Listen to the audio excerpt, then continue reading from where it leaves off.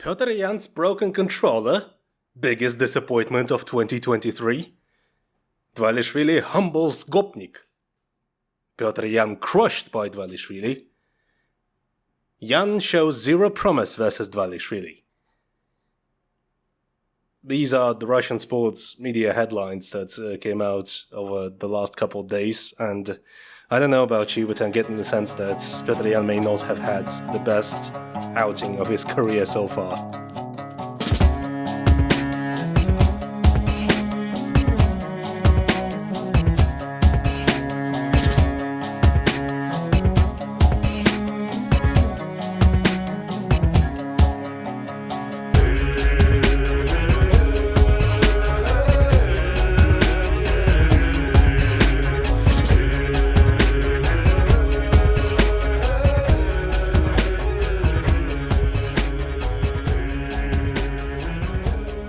I don't know, man. Just it's kind of brutal.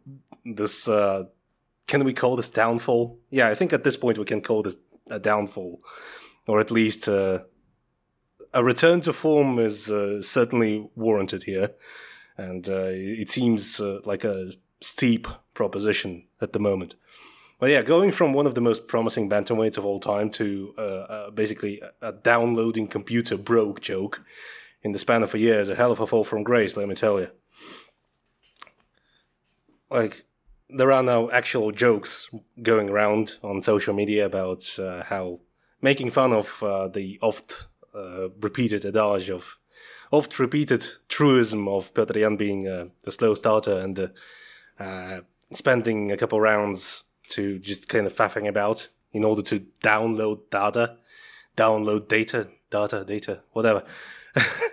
So, yeah, I mean, while a gross oversimplification, obviously for comedic effect, it's not that far from the truth.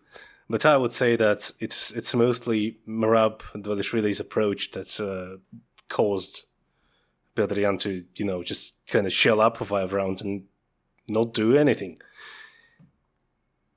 And today we're going to talk about precisely that. Merab Dvalishvili versus Petr Yan, or Petr Yan versus Merab Dvalishvili, whatever. Dvalishvili employed a style that most people now call weaponized pace. And kind of just basically cardio bullied Petr Yan into oblivion. And it looked pretty jank. I mean, it was an impressive performance and it was great and all, but watching it live, it was kind of rough. But it's a clever approach if you have endless cardio and can have the kind of cardio that allows you to do 50 takedown attempts throughout the fight and just kind of grind through these lengthy wrestling exchanges and then repeat those lengthy exchanges again and again and again until you finally get one, and then the opponent, because Petr Yan is obviously a well-versed defensive grappler, he managed to get up multiple times, and then Merab would just go back to square one, just level change. It's kind of like watching one of those like toy robots going at someone, like just like you know those toys like where you just wind up. Those wind-up toys, you keep turning the key, and then it goes, and it keeps going at you until it runs out of charge. Yeah, Merab Dvalishvili's style was pretty much that, except he doesn't run out of charge, and it's kind of crazy to watch, even though it's, I mean, like I said, jank as fuck. But can't really knock on a performance like that. In terms of like overall strategic stuff, there's nothing of note that needs to be pointed out. That's pretty much the story of the fight. I've pretty much just described the story of the fight right now, and tons of neat grappling nuances in there, like tactical stuff, like the actual techniques performed. Merab was going out. It's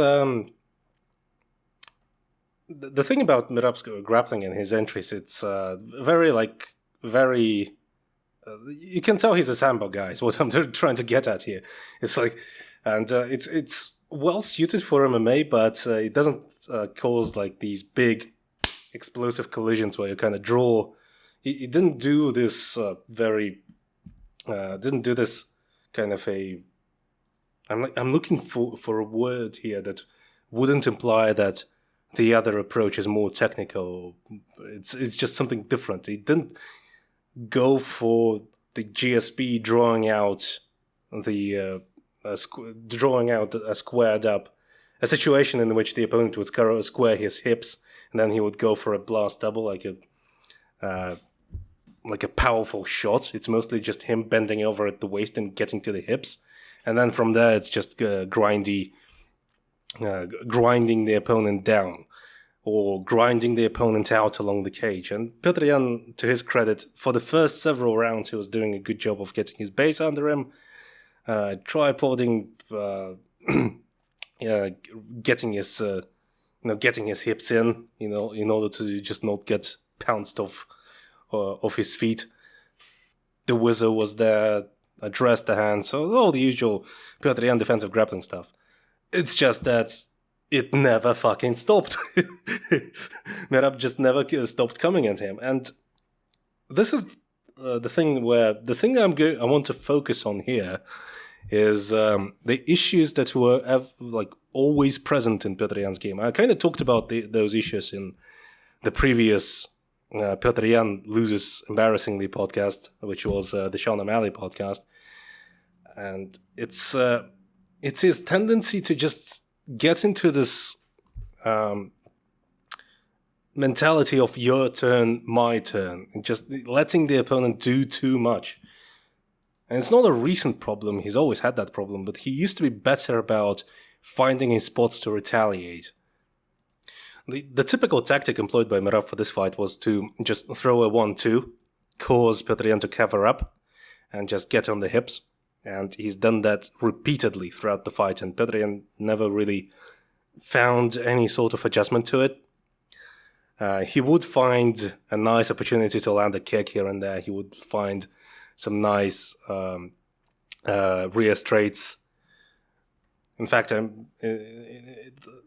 funnily enough, I think the best moments that he was able to find were early on, contrary to his usual style of, give up the first 2 rounds and then open up throughout the fight.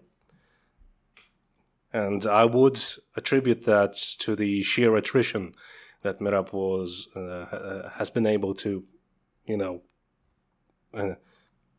was able to basically tire him out. And so his already meager output has only kept falling throughout the fight.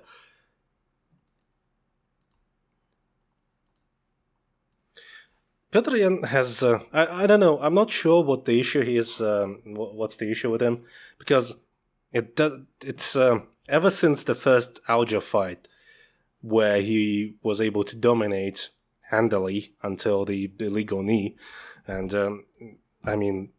up until that point it was an ass whooping. And technically speaking, the illegal knee was also if it was in the rules, if it was allowed in the rules, it would have been a legitimate finish with the very scarce moments of success for Alger there. And it almost seems like the moment stuck in his brain, and he's almost trying to repeat that success, and with the intent to fix the ending. And it just doesn't work because he's not adjusting to the actual opponent in front of him. He's constantly fighting Alger over and over. I don't know. Just a fun idea to think about, but I think it's still early to run retrospectives on Petr Yan, but he does strike me as what Simon and Sriram described as a skill bully. And it's an interesting concept because in MMA, we usually talk about this guy's a chin bully, or this guy's a size bully, he's a weight bully, he's a length bully, an attribute bully. You have a physical or an anthropometric advantage over your opponent, and that's how you win. You just kind of skate past opponents based on this attribute you have, or enormous punching power, huge durability, just endless cardio, that kind of stuff. Whereas with Petr Yan, he's a fighter that can do it all, pretty much.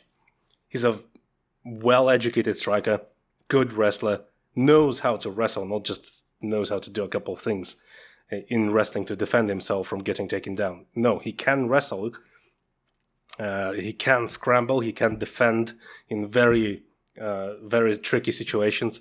Can wrestle his way out of those tricky situations. However, these days it doesn't come into a cogent. Doesn't come together into coherent performances. There's no directionality to these performances anymore. Because if you go back and watch his better performances early on, even as early as ACB, it was always directionality. He was a clear-cut pressure fighter. He always utilized pressure to find moments of success, find his spots, cause his opponents to make mistakes. Sure, his pressure was mostly just kind of walking towards people and kind of cutting off escape routes, but it generated enough threat that his opponents were starting to become, started making less than ideal decisions. And that's where those little tiny lapses in judgments, that's where Yan would capitalize on those. Now, however, that's kind of nowhere to be seen. It's all, like I said, it's your turn, my turn. He just kind of shells up, and he has a very nice high guard. He can roll with shots. He can slip shots. He can take a lot of shots on the forearms and on the top of his head. Some great defensive acumen, but he doesn't open up afterwards. It's not catch and pitch. It used to be. In his better fights, it used to be catch and pitch, like catch something on the guard, maybe wait out a combo and then retaliate. And now it's just, especially against a fighter like Merab, you can't do that.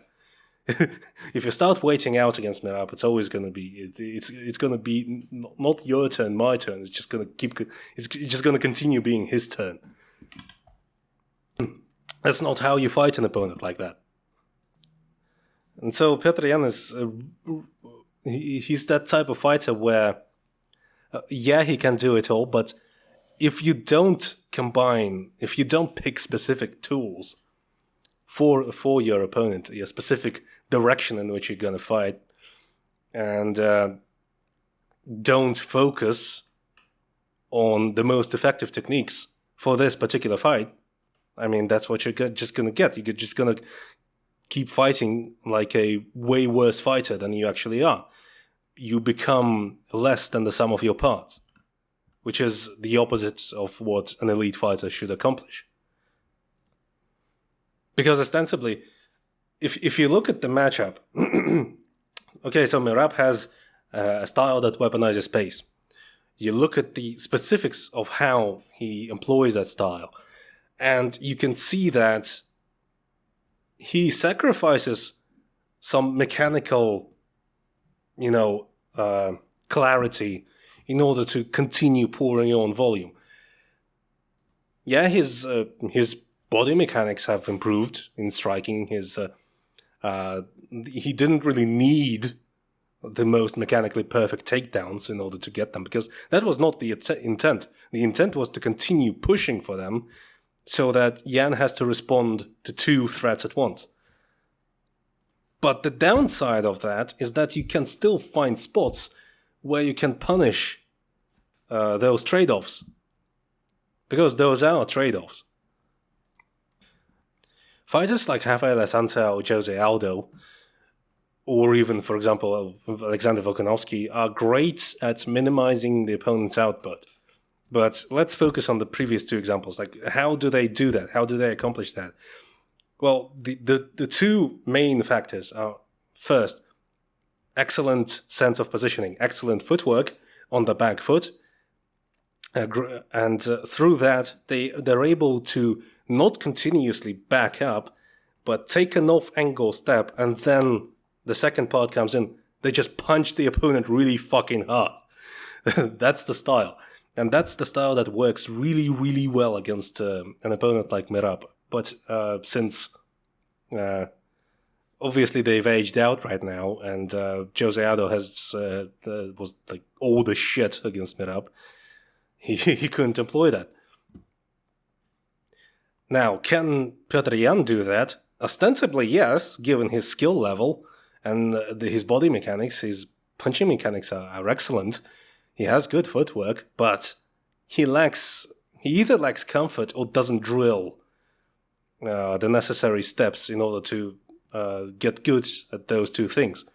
Because, come to think of it, like if you showed Merab to, like, for example, a boxing coach, what he'd say is a nice 2-3 would work wonders right here, right about now.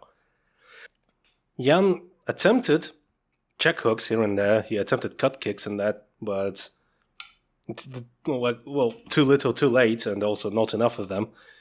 But if you go back and watch that fight, it's usually just his defensive response has been exploited, because while his high guard is versatile and good, it's also become one of his only defensive responses.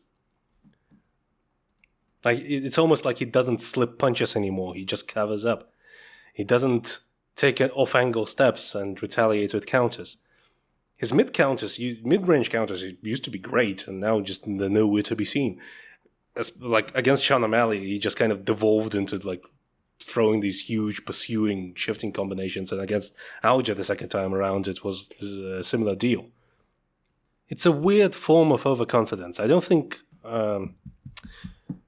it almost comes across as he kind of like wants to convey that, oh, I can do it all. I'm so well-rounded. I know how to do all these things, and so I don't need to like focus on two specific approaches for a fight. I'm just gonna throw shit out and win somehow. And that's not how it works. That's missing the point. In his best performances, he's been able to find and build towards these moments, towards these fight-defining moments by subtly building towards them.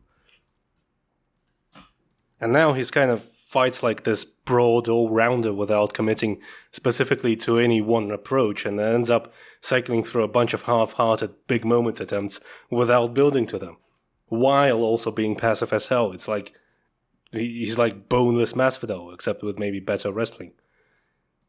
Having both attributes and skill, and not build on top of them to make for a coherent game it's like a next level dumb.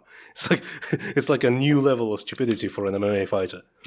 I don't know. Petr Yan also came out with a statement, and he made an Instagram post where he talked about the fight, and he alleged that he came in with some kind of injury or physical issue that prevented him from fighting at 100%.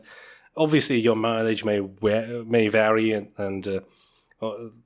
but nevertheless, I translated the thing, and here's the translation. I'm just going to quote it. So, on Saturday, I had my fight, and I lost. It's sad, it's painful. I'm still trying to wrap my head around what just happened, but you can't wind it all back, so what are you going to do? I was satisfied with my preparation, and there were a few factors that weighed me down, that were on my mind, but I believed that I will pull through regardless. So we got to the States, took a couple of days to recover from the flight, started working again. Then I realized I need PT, I need physical therapy. I worked every day for a week and had faith that everything will be fine. A week before the fight, we went for a 5x5, 5x5 fryer. So, translator's note, I have no idea what that is, but it sounds like some kind of very tough conditioning work. Like maybe even like a 25-minute hard sparring session. Basically just a blowout workout. So continuing the quote. My lungs opened up very nice. And then we started cutting weight. I never thought about calling off the fight. I think it was evident that I could not hit or move. Had to tough it out. I know that I have the skill and can do better. We gotta run a reload, make corrections. Okay, so I'm sorry if that sounds kind of incoherent, but the original post in Russian was also pretty much a mess and very vague.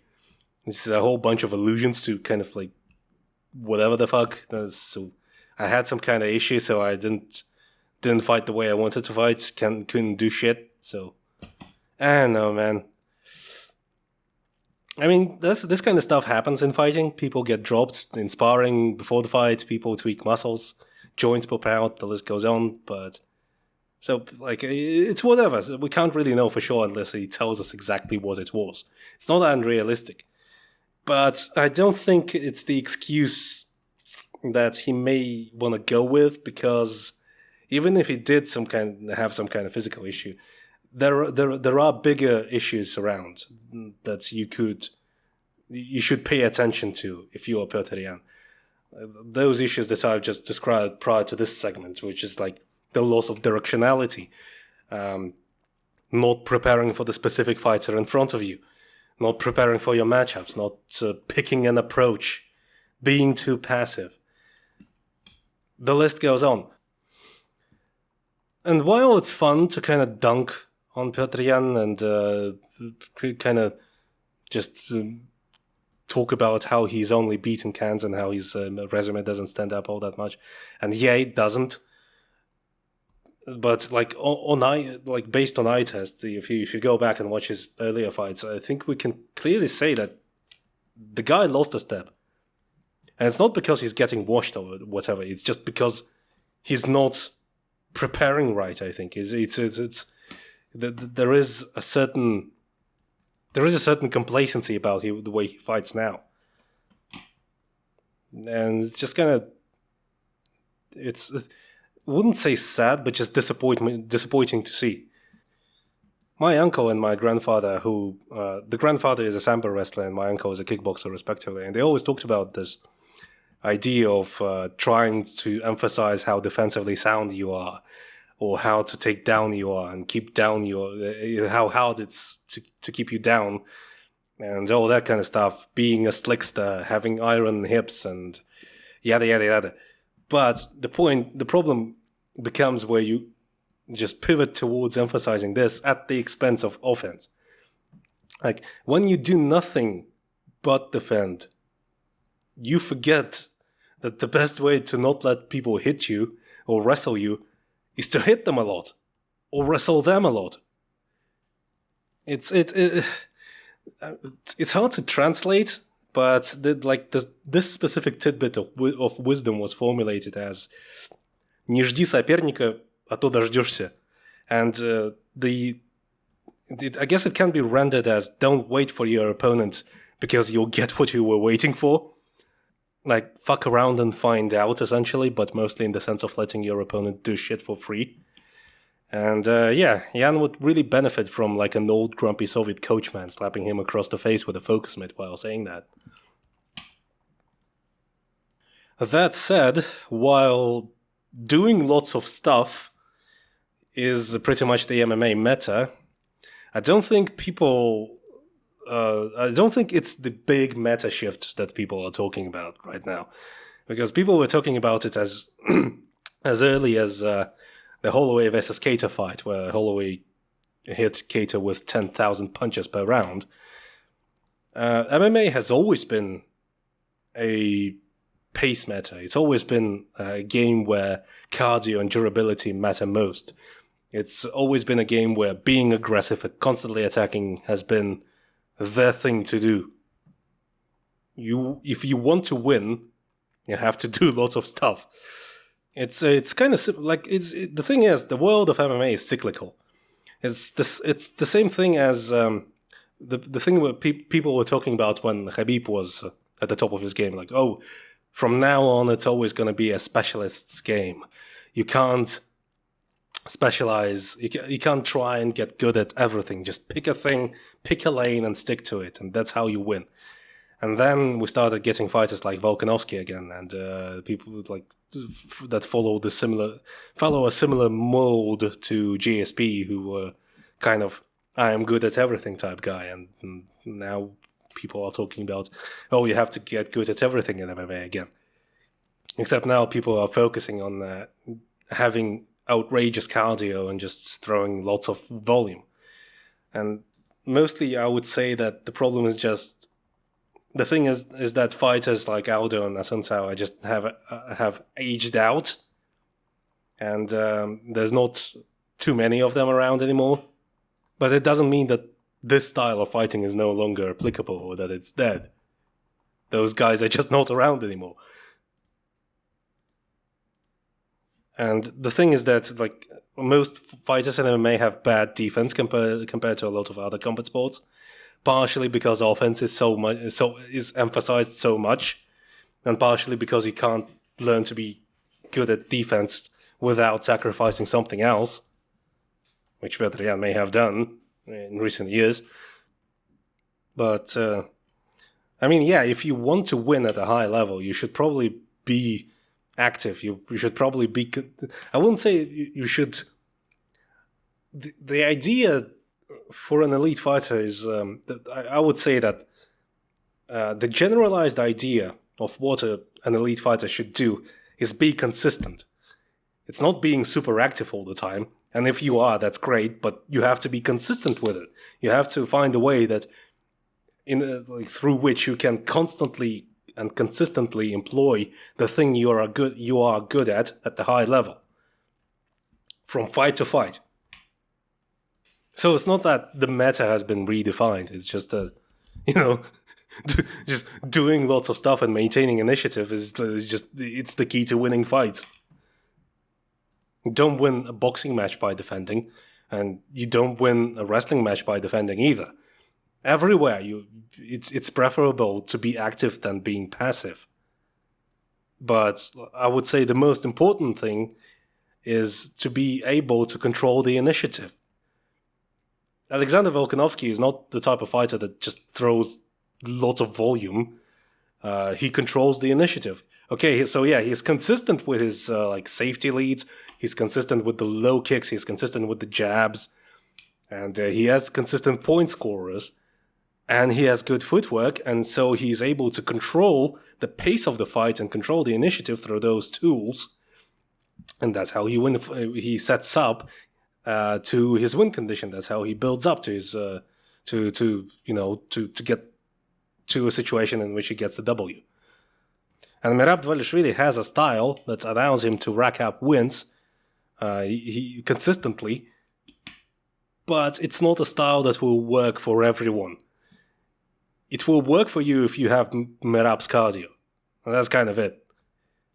So I would say that from a certain perspective, it's saying that Merab's style has redefined the meta, or it's how everyone should fight right now. It's kind of like saying that Francis Ngannou knocks out everyone jankily, and as such, everyone just has to throw punching mechanics out the door.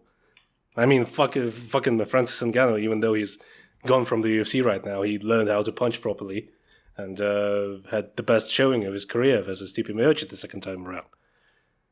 So it's all relative, really. Like, the MMA is too complex to have the one thing that everyone does define an era of the sport.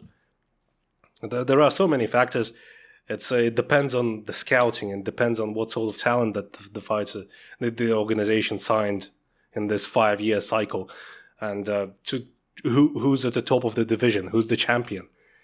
Did the champion have a long reign? All that factors in. So I would caution against making these broad, sweeping statements. Bold statements. The bold statements sound nice, but MMA and reality, by extension, is much too nuanced for such statements to remain true in all senses of the word. With all that said, I'm interested in seeing how... I mean, obviously, the divisional situation, the championship situation at bantamweight has always been fucked, and it's still fucked. It remains fucked, and who the fuck knows what will happen? Because Merab obviously has went on to say that he's never fighting Aljo because the two are very good friends. And Sterling is talking about how he's going to vacate the title and move up. Whether that will happen, time will tell. So for now, it's kind of like, who knows? And I think very early on in Merab's career, Aljo has mentioned that they tried doing a test cut to 125 and decided against that. And I think it was a wise decision. Like, obviously, you fucking... you will lose the one thing that enables your style. So it's a very bad idea. That said, so to just go back to the actual fight at hand. So before I forget to mention it, it's interesting how, since obviously, Aljo and Merab trained together, and Merab obviously watched the two Aljo versus Yan fights, he kind of employed the same approach that Aljo employed versus Yan. But I think the difference is that since Merab is so much smaller and cuts less weight, and also just has a plain better gas tank, that's really allowed him to employ the same game plan a lot more effectively. There's also the shot selection question in that Merab didn't really go for lots of, just to quote Tiger Shulman, stupid shit, because Aljamain, first of all, in the first fight, he kind of psyched himself out and gassed out, and then started going for lots and lots of spinny shit that just kept allowing Petr Yan to take his back. And the second fight, I mean, Aljamain's striking style is just kind of conducive to getting your flow interrupted with all the spinny shit and the kicking, the janky kicking. Whereas with Merab Dvalishvili, he just kind of went for a basic wrestle boxy approach. Just kind of your basic bitch meat and potatoes MMA game, which is perfectly fine. It's kind of like being Frankie Edgar on meth, except you constantly go forward. Am I a fan of that style? Subjectively, no. Is it effective? Objectively, yes. But I think it's kind of I will always have a blind spot for Merab in that respect, because I just kind of I have to admit, it kind of annoys me to watch him. Just I'm a technique nerd at heart. I like it when fighters employ clean, nifty, sleek techniques, and it may be a bit of a weakness of mine. It may be to my detriment. But I will not deny that weaponizing cardio is a valid approach in fighting. That said, I hope Merab goes on to develop his striking and tie his striking with his grappling game more. And maybe even work on some... I would really think that Merab's style and efficacy would skyrocket if he... versus different opponents, obviously versus Yan, this is the approach, but against some other guys, maybe it's better to kind of work on getting that provoking jab going, maybe so that the opponent kind of is compelled to throw the overhand, and which opens up the hips and clears the path to the hips, squares them up, and you can just get that level change from there. Classic setup. Work on getting like the right straight to the body going, which disguises the level change, and from there you can enter the hips more cleanly without like swarming someone else's guard, because not everyone employs the same guard Petr Yan does. Not everyone will shell up like him. Obviously, who else is there at bantamweight for Merab to fight? There's Sanhagen, there's Cheeto. How those fights would go, I think it's early to say. I would need to just kind of do some research. I would say both are smushable against the fence, but they also long as fuck, and so they kind of like, if they emphasize addressing the hands and kind of leaning on that fence to get up, I think they can just sort of length their way out of those tight spots. Cheetah Vera obviously a much bigger hitter than Sanhagen, so that's going to be interesting. If he still tries to play this economical game, the same game that he played against Dominic Cruz, I don't think I'd advise that. Maybe going forward, Cheetah Vera is good at pressuring, good at kicking, good at throwing 1-2s to preoccupy the opponents. It's the classic long man, clinchy long man game, is how I would call it. Lots of straight punching, pressure, snap kicks, linear kicks. Now, is kicking up Merab advisable? Maybe not, but knees from the clinch will work, I think. The same thing that Shavkat used against Jeff Neal on that card that was headlined, that had that awful headline of Fat John Jones versus Cyril Gunn, and doesn't know anything about nothing. If you can't tell from my voice, I've been down with a really, really bad cold for the past week, and so it was kind of didn't have the voice. My voice was too weak, and my overall well-being, overall, I felt like shit. So I didn't record anything about Gunn versus Jones, because even though there was some stuff to talk about, mostly about narratives around John Jones and such, but I think the fight side has produced enough John Jones content over the years, so what else is there to say about that topic?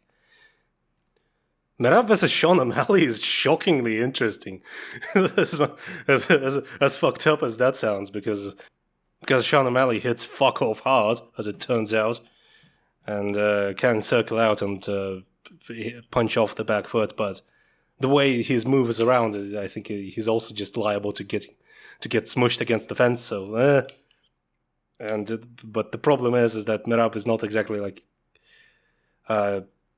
he's not exactly Max Holloway, and even though he's basically employing the wrestly Max Holloway type approach, but I'm just kind of spitballing here. It may end up that Merab just kind of smushes everyone, but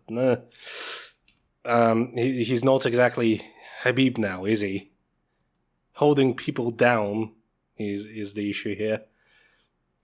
Having finishing threats also is. I don't know.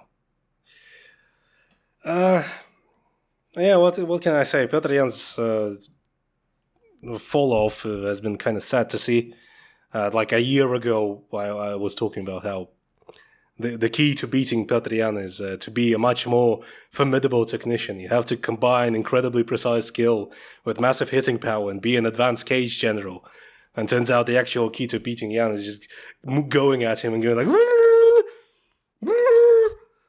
kind of like that Smiling Friends episode where the big nose guy, the yellow man, goes to hell, and there's this demon that he later punches in the liver, which Sriram would say is what would happen had Merab fought Prima Sunsao, but sadly Sunsao has been Keith Petersoned right before his retirement, which is a topic in itself. I mean, we've always thought that Petr Yan is not exactly it on the back foot, and so if you're a good enough puncher, you and just go forward and blast him, that may just work. Except it turns out that in lieu of punching power, if you have cardio and if you're wrestling enough, that will work as well. As to whether or not Petr Yan was 100% for that fight or was injured in any way, I don't know. It sounds like a bunch of bullshit to me. Maybe if you go with the idea that the 5x5 Fryer is some kind of hard sparring session where you emulate a title fight and just like, I don't know, fight fresh guys each sparring round, and he just got fucked up and that shot his confidence, that may be more believable because he did certainly seem timid and unwilling to do anything, but that's his problem. This doesn't diminish Merab's performance. It's still extremely impressive to just wrestle for 25 minutes and just still have enough energy to just prattle off, fire off a borderline incoherent interview afterwards. Is Petr Yan still an incredible athlete? I mean, to wrestle with Merab Dvalishvili at such an intensity, yeah, obviously you have to. Is he still a promising fighter? I don't know. He would need a drastic. He would need to have, a drastic restructuring in his camp for that to happen, I think. Because, as I've said before, he fights like a much worse fighter than he actually is. He's less than the sum of his parts right now. I think he should fight way, way down. Both as kind of a punishment, but also to prove if he still has his mojo, if he can still beat an opponent that's less elite than the opponents he's been fighting lately.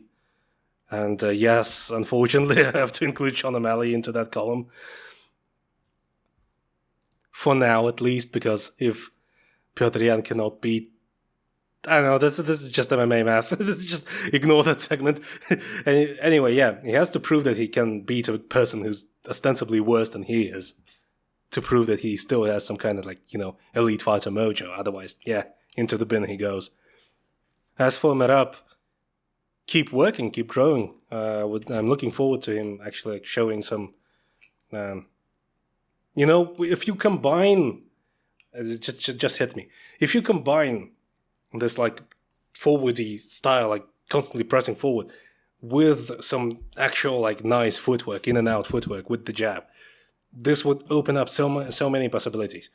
If he develops, like, a nice, hard left hook that's also...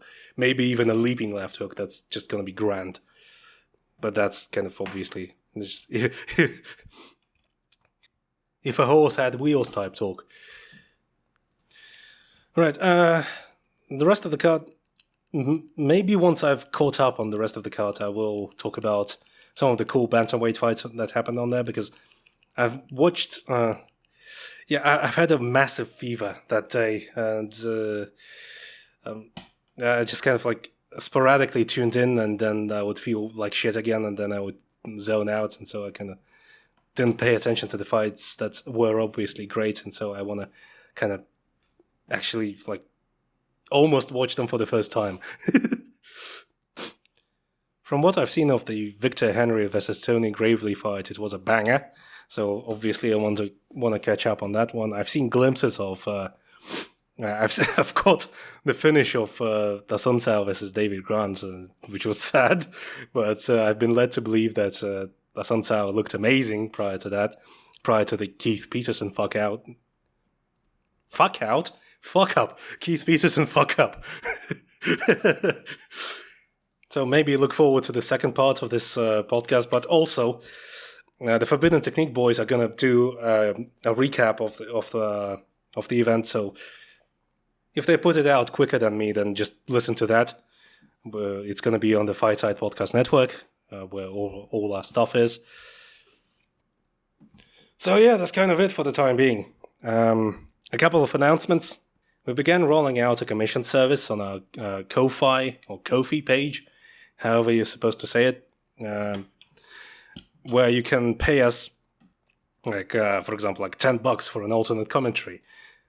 If you always wanted to hear an alternate commentary for a fight that never got it, then that's your chance. Also, you can pay us $20 and get a podcast, that kind of stuff. Just the prices.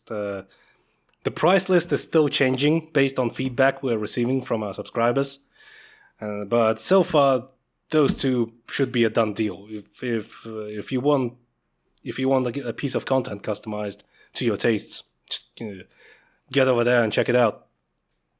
Beyond that, if you didn't know before, I've been on the run. I fled Russia a year ago. More than a year ago now, me and my wife did, and we're trying to get to the US so we can link up with our colleagues with my colleagues from the fight side, maybe even set up a studio, who knows, record some cool projects, and also ensure that I don't get conscripted or mobilized and shipped off to fight and die in Ukraine for no reason at all. So I also have a Ko-Fi page, and you can throw a couple bucks my way. That'd be much appreciated. We're in the final stages of our visa applications, and so we're gonna get a yes or no answer from the USCIS within the next month. And so we're kind of hoping to gather enough money so we can afford the tickets and just, leave Russia behind forever. What do you get out of this? Well, hopefully some cool fight side content down the line. Maybe we'll go around visiting gyms with Ben Cohn, who does the fighter interviews, record some technique breakdowns live, and have some fighters and coaches or the people that train there demonstrate some techniques. So maybe we'll record vlogs all sorts of things become possible if that happens. So yeah, big plans. Big plans. Just hope it all happens. Hope it all works out. We're inches away from being home free. And a little bit of help counts right now more than ever. I mean, if 100 people gathers together and throws $10 my way, that's already $1,000. So that's real money. But anyway, enough about the somber stuff. I hope you've enjoyed this quick impromptu episode of TENGRIDOME. I know I didn't go necessarily as in-depth as I usually do, but hope it still made for a pleasant enough listen. Again, look forward to the next episode of The Forbidden Technique. Check out our commission's price list. Maybe if something catches your eye and you can, if you want us to do something, just you can make it happen right now, and we'll start working on it. Hoping to see more good stuff from Dvalishvili. Hope he keeps improving, and for the benefit of the division, I hope Petr Yan finally makes a turnaround, gets his mojo back, and we can get more sick fights. And still, the best division in the UFC if you want crazy all-around action. Because bantamweight is still the one division where you can just pick two random names, smush them together, and you're going to get a good fight. And I want the title picture to look like this, the top 5 to still look like this as well. Because there's now a bit of a disparity at bantamweight, like the top 5 is all weird and fucked up. The title picture is like up in the air, but the stuff down there, down the rankings, it's still great.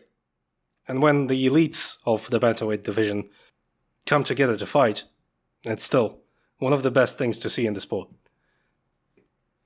Let's hope it stays that way. And all the best to Hassan Sao in his retirement. Hope he lives a long and happy life. Legend. Anyway, that's that for today. I think my fever medication is wearing off. Goodbye everyone. Cheers.